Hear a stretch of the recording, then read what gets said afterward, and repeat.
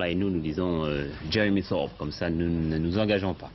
Il y a une heure à peine, Léopold Sédar Senghor recevait le prix mondial Chino del Duca des mains d'Anémone Giscard d'Estaing en présence de Raymond Barre et de Maurice Ulrich, le président d'Antenne 2. Ce prix récompensait l'œuvre poétique de celui que l'on nomme le chant de la négritude. Une œuvre que l'on retrouve dans ce livre magnifique, vous le voyez, énorme livre, illustré par les plus grandes signatures de la peinture contemporaine.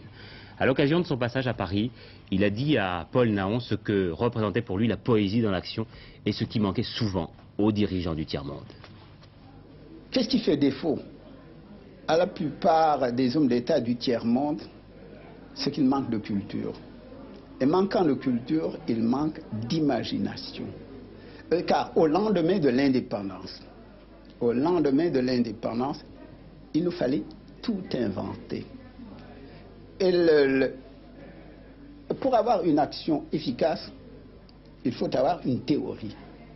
Et pour élaborer une théorie, non seulement il faut être cultivé, mais encore il faut avoir de l'imagination. L'imagination au pouvoir, c'est ça? L'imagination au pouvoir. Et ce n'est pas hasard si Mao Tse-tung était un poète, si Ho Chi Minh était un poète. C'est-à-dire des hommes qui avaient une vision, d'abord une conscience aiguë des réalités, et en même temps une vision neuve du monde, car contrairement à ce qu'on croit, les poètes étant des hommes sensibles ont une vision en profondeur des réalités.